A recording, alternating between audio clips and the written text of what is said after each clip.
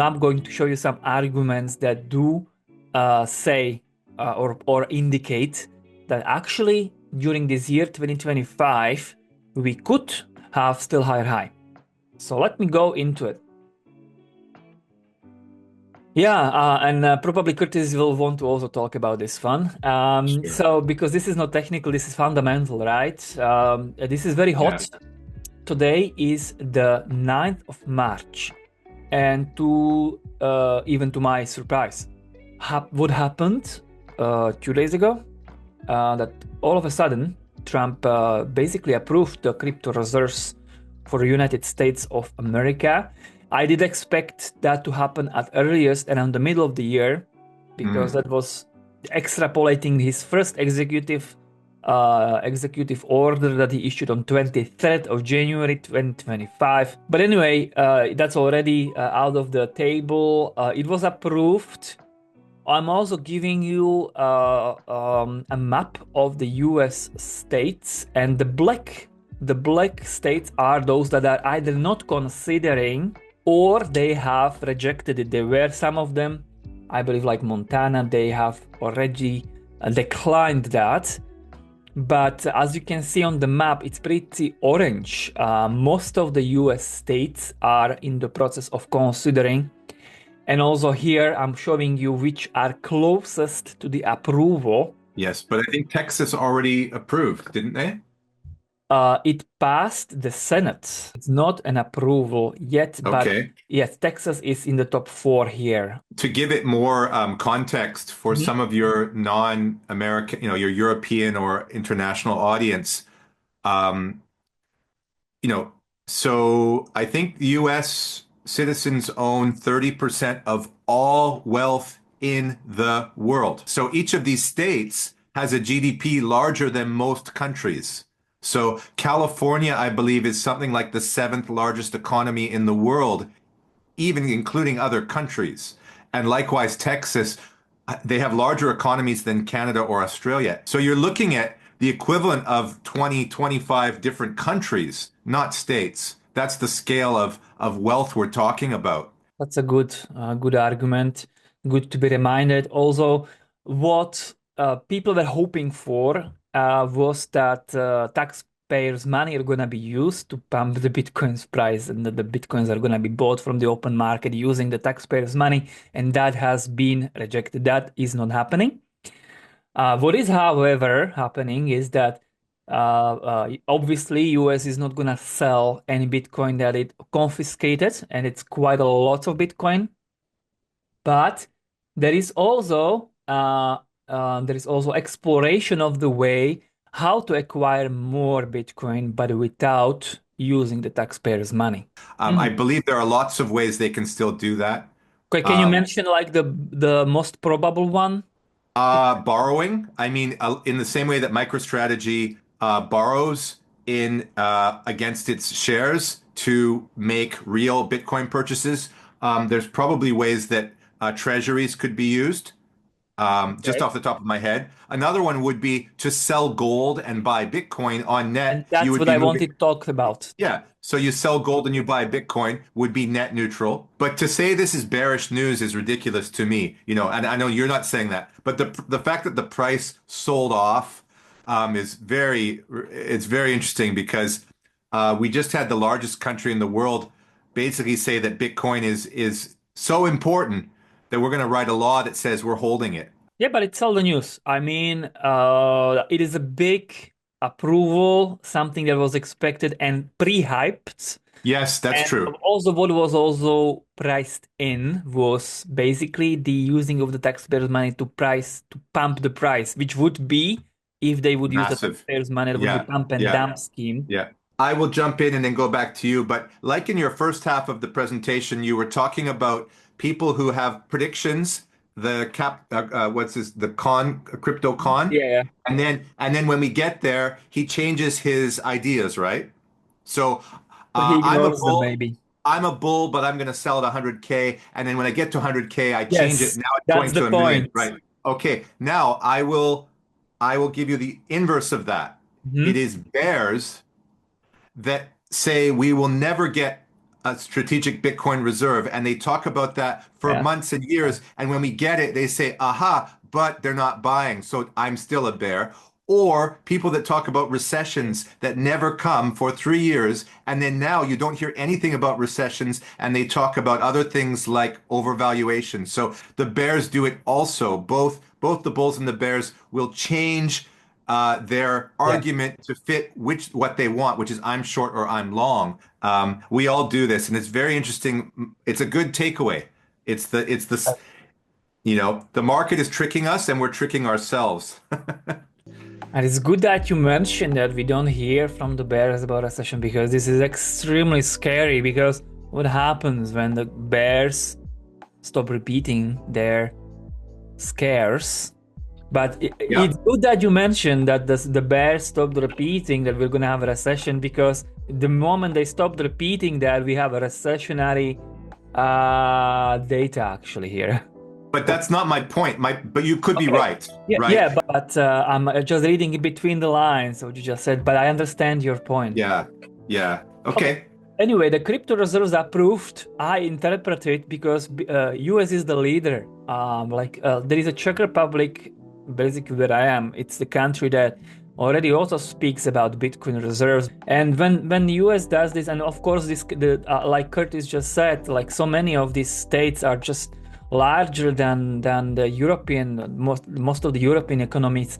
So this is the argument for this year that actually supports that the second cycle peak that we've had in December or January 2025 was not the total peak of the cycle yet. And one more point, because I know lots of altcoins are watching us, what the approval of the crypto reserves also said, that the digital, as this guy is making pretty clear explanations a lot of time, as the digital asset stockpile, quote unquote, that's basically altcoins in the reserves, because there are some altcoins in the reserves, Curtis. But there is Yes. no further acquisition other than the seizure or criminal forfeiture. So basically, we are talking about buying only Bitcoin using maybe gold or using borrowed money. We are not talking about buying altcoins. That's my interpretation, at least. Anyway, this was about the crypto reserves. Let me move to another argument that supports the idea that the second cycle top was not the total cycle top. And this is the log regressions. I had a discussion with Mark Demesler recently about log regressions, and he did basically force me to realize that I admit that this is a good tool to use. Like we work with the data we have. My point is that the log regressions in crypto is still young, and we have not had a serious recession during the time crypto is on the market, Curtis. So we don't have in the models, including the log regression, it's not showing that. But it's still a tool that is important to look at and just to evaluate, like, what does this tool say?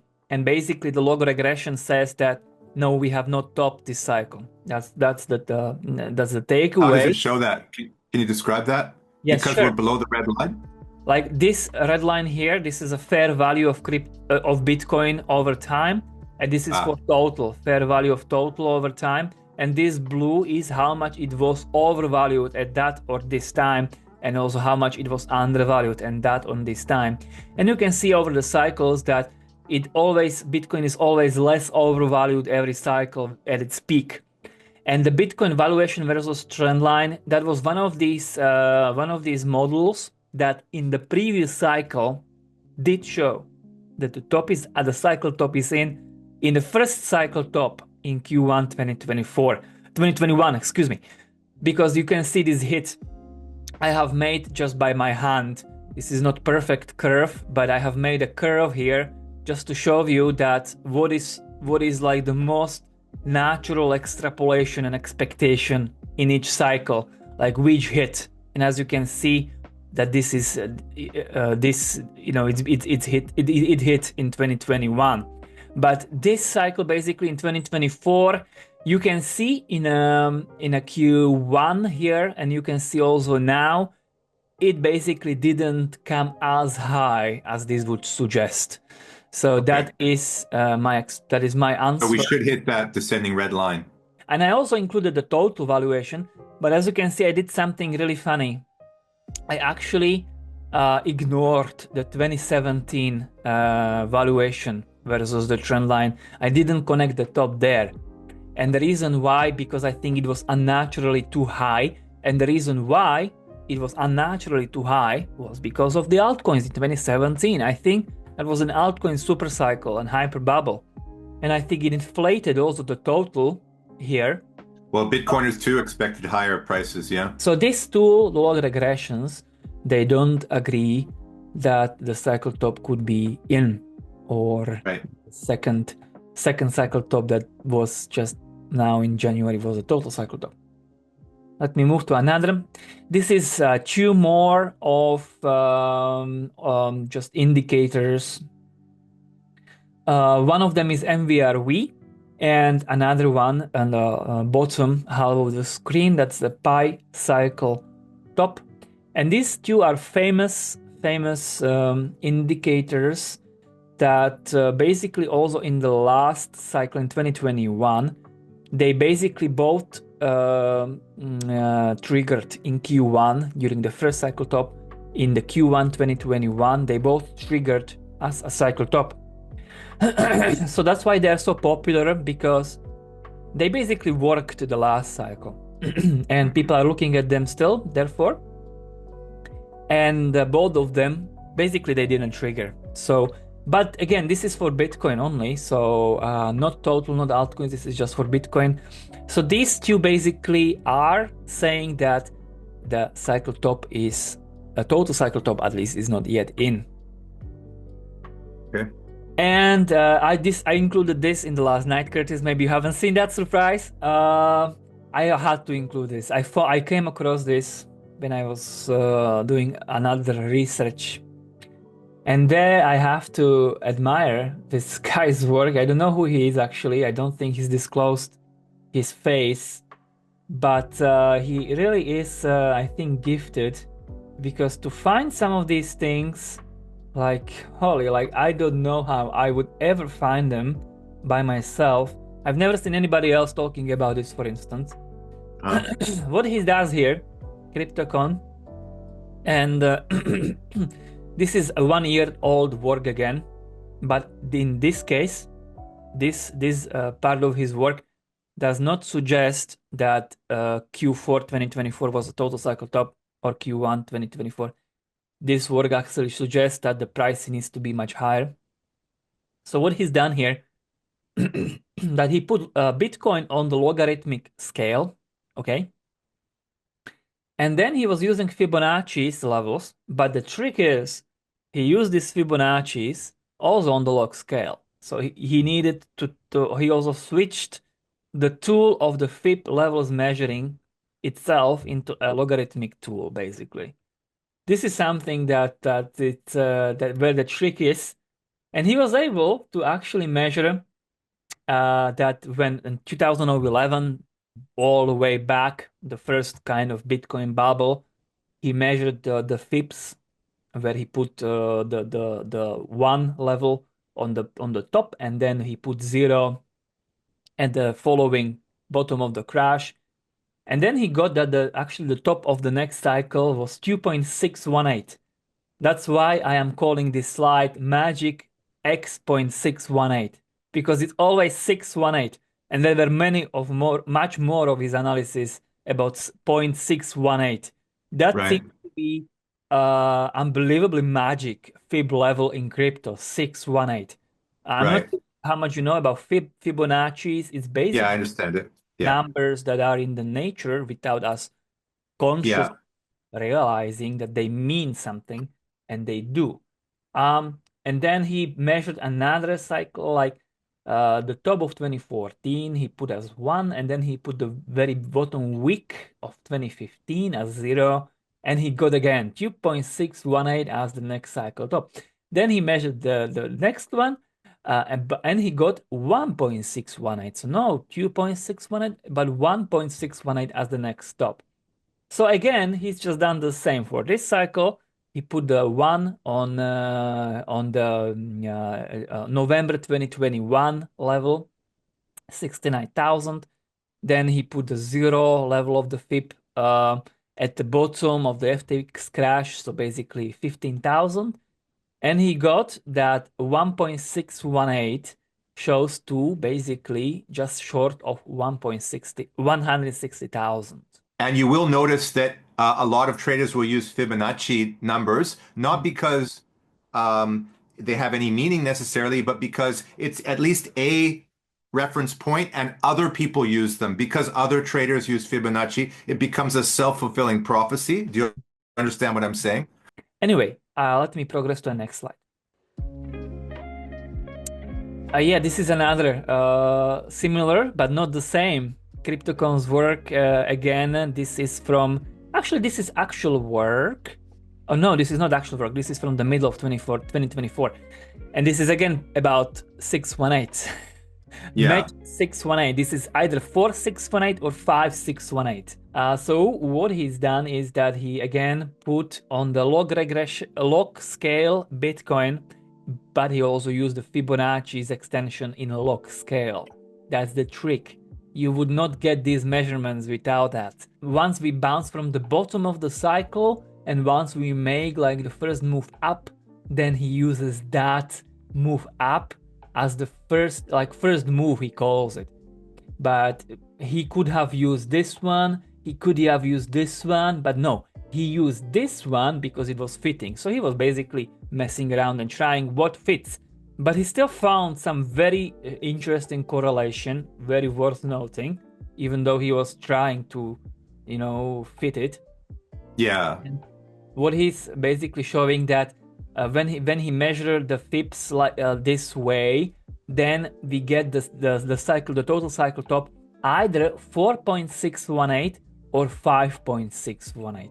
It was 4.618 in the first cycles, and then in 2021 it was 5.618. And so he measured, of course, he did the same measurement for this cycle, and guess which two figures came up. Actually, the first one, 4.618, that was January or December. Yeah. When did he make this chart? He did this. This is the work from the middle of 2024. But Okay, that's amazing. That's amazing then, yeah. Very Because amazing. 106 is almost exactly the number, right? Almost exactly the number. It's almost a magic. Yes. Anyway, and 5.618 is again basically the very similar number than the previous. Much more attractive number. I guarantee you, Curtis, that if we do get there, you know what everybody's gonna say if we do get to 161,000? I don't know. What are they going to say? That is not enough. 250? That is not enough. That will Yeah, yeah, yeah, yeah. If people would be happy, if we would go to 160,000 and people would be happy and they would be selling en masse, I would be actually then thinking that something is off and that we're actually going much higher. This is for me a confirmation. When I see this like CryptoCon ignoring his previous work, and not just him, everyone, and just saying higher, higher, higher, that's a confirmation for me that the top could be in. So that's why also I proceeded to go majority cash at inauguration. But if I would see people really selling and happy, I think that would be invalidated for some reason. Yeah. Right. So on this slide is a sentiment, and that's a very clear reading that the sentiment does not say that it's time to be bearish at all. It actually says that we could be bottoming. This is just illustration. This is the sentiment indexes, one of them. This is the CMC and the old one. Although I have to also add that the bear markets are very tricky, and the sentiment is where it gets really tricky is that when the S&P 500 is correcting, then crypto basically has a time where it exposes its cancers, like FTX and Luna. And if that happens, then these levels will not hold. And this is also in 2022. I remember once we fell to 33K of Bitcoin, the sentiment was exactly like this. Sentiment was basically bottoming, and people used their excess cash there to buy 33,000 Bitcoin, and after that we crashed by half, and altcoins crashed by 75% or so immediately at the Yeah. Luna basically crash, and then we had the FTX. So even though people were really buying in the right sentiment, they got basically locked in for a very long time, and some altcoins never came back to where we were in the May 2020 many altcoins never came back there. Even to this day, and we have years. But even for Bitcoin, it took quite some time. It took a year. It took a year for these people to even break even. A year, and it took 2 years to be in profits. So just wanted to also remind. Any questions or anything you want to add? Not on this one. We're at 27, by the way, right now. So it's already dropped from 34 to 27. It's all over now. Yes, because we had in Friday basically the sell the news approval, at least a short-term sell the news, at least. Yeah.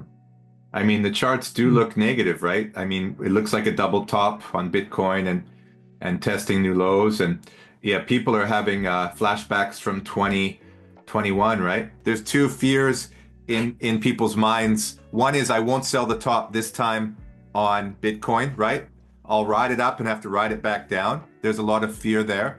And then bears are still afraid of the 2008 crisis. It's expected we would get something like a 6 to 10% maximum pull down in 2025, and that would be typical and something not to panic about. But I don't agree about one point from this point that you mentioned. We've had two back-to-back 20% gains years for the S&P 500. That's extreme. People are sitting on extreme profits, and just the profit taking can cause as much as 20% correction for the S&P 500.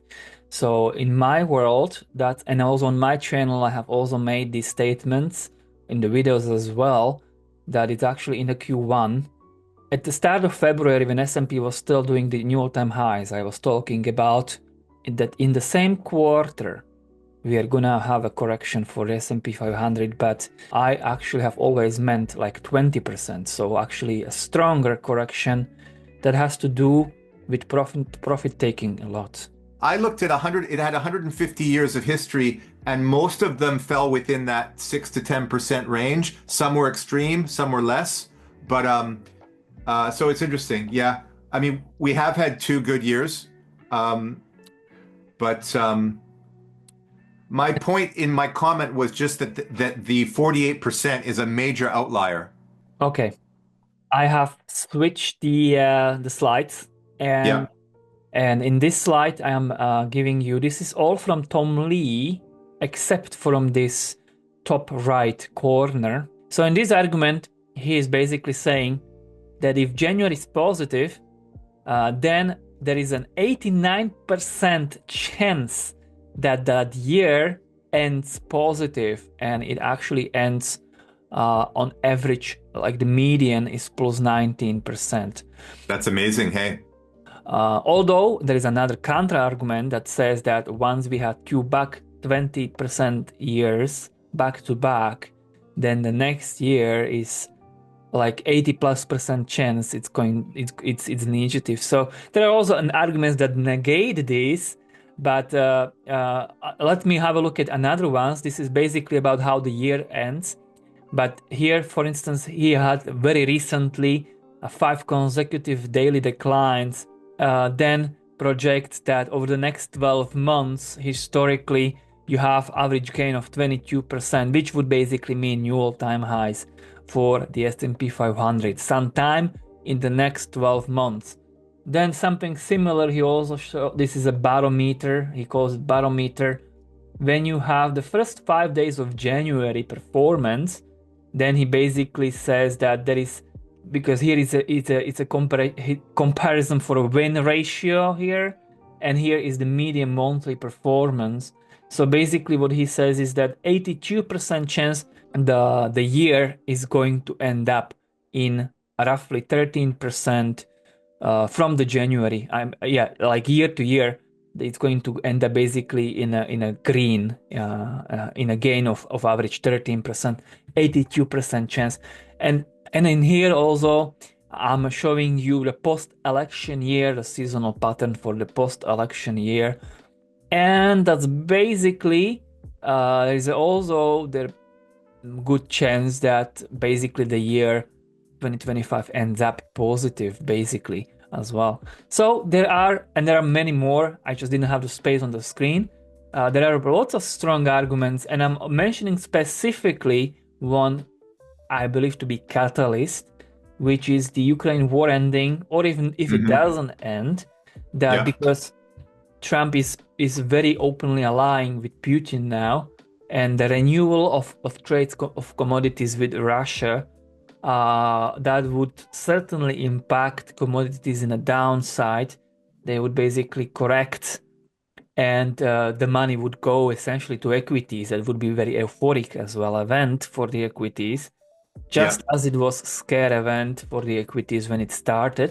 And the sanctions sped up. To me, there is this year lots of bull cases, good strong bull cases. At the same time, I also opened up this slide saying that I have been calling, and to me, just the profit taking itself caused not 6 to 10% correction like you mentioned, but 20% correction. So we are still far from that.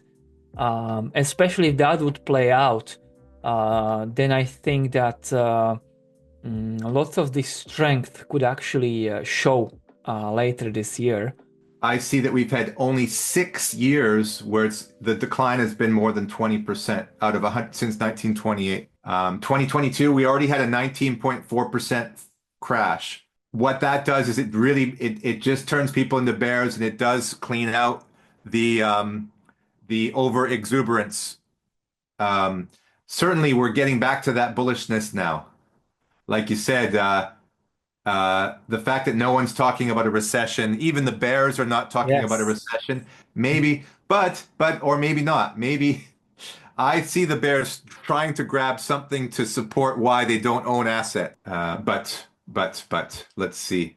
I Well, think we both agree that if stocks turn over, that Bitcoin will turn over as well, and crypto is down. If we do, like we're at about 5750 on the S&P 500, and this week, a lot of people have said that 5700 is a danger level. It should not break that. I think if we drop below the 5700 next week, this could be quite bearish and quickly change a lot of the calculus on crypto. Again, I'm not a technical guy. That's just what I'm hearing. Even some of the Uber bulls were saying 5700, as long as that holds, we're okay. yeah, let me go to the conclusion. Sure. Oh, actually, yeah, one more slide. This is a present time for the equities. This is just to support as well. I just made a Fibonacci measurement of the decline of 2022, where I basically put a one level of the fib at the top of the wick, even a zero level at the bottom of the wick of 2022. And basically, we nearly or almost perfectly touched the two extension, the extension two. And now, like the most perfect, like from this, the most perfect decline would be all the way to actually sub 5,000. And that would also coincide with the profit taking of 20% estimate or guesstimate of mine. I think yeah, like I said, even 5700 below that, we're getting below, I think, the 200-day moving average, and that's very scary. Mhm. 5000 or below, and I think we're in a bear market. Which would make everybody super bearish, and that would make me bullish. But remember that the legacy markets are a lot heavier. They're like turning a battleship around versus a speedboat in crypto. It could cause very significant pain in the market that would not turn around quickly. Certainly not in 2025. Let me conclude the whole presentation, and again, you should just have a look at my work, at my analysis, make your own conclusion. That's the best for you. But if you want to hear my conclusion out, here it is. I have provided you with lots of evidence supporting my left translated theory or case. Some of this evidence I find compelling, and to me, it is worth pursuing it, and at the very least, to keep an eye on this case, even if it gets debunked over time. I still think that it's worth to keep an eye on that. That case basically indicates that the cryptocurrency market is in its bear phase, and will likely bottom coinciding with the equities bottoming. That bottom for equities, however, could come out swiftly, even though Curtis just said that it's like a battleship that you can't turn around quickly. However, you have Trump, who hasn't yet played his stimulus card at all. He's not stimulating yet. So I am actually seeing potentially as the bottoming time frame for the equities, the first half of Q2, which is in coming weeks to months. Then I have also provided you in this presentation some robust arguments that suggest that equities could achieve actually new all-time highs this year still, regardless of how much they could fall. And should this occur, then the cryptocurrencies, and particularly Bitcoin, because Bitcoin is being talked about by the US government as they are now looking for ways to purchase to obtain more. And particularly Bitcoin could surge, like positive equities performance open the door for the Bitcoin to have such a performance. And it could then surge to a third cycle peak, basically. And that would lead us to consider basically extended cycle. I didn't find simpler way to say all this. I hope it wasn't too complicated. No, it's good. Yeah, I agree. It's good to look at both sides always. Trump in his first term disappointed some people with not making enough changes. I think he's going the other way now. It's only been, I think, 60 days, and he's done what, 300 executive orders. He's doing everything he said. Next is tax cuts. So we're going to get tax cuts. We're going to get deregulation. And I think if the tariffs, that fear fades, I think we're going to get another Trump surge. So I would not bet against Trump that he's going to have a successful, at least a run. He may not end his term very popular, but I think he's going to have a success run, let's say in the next year.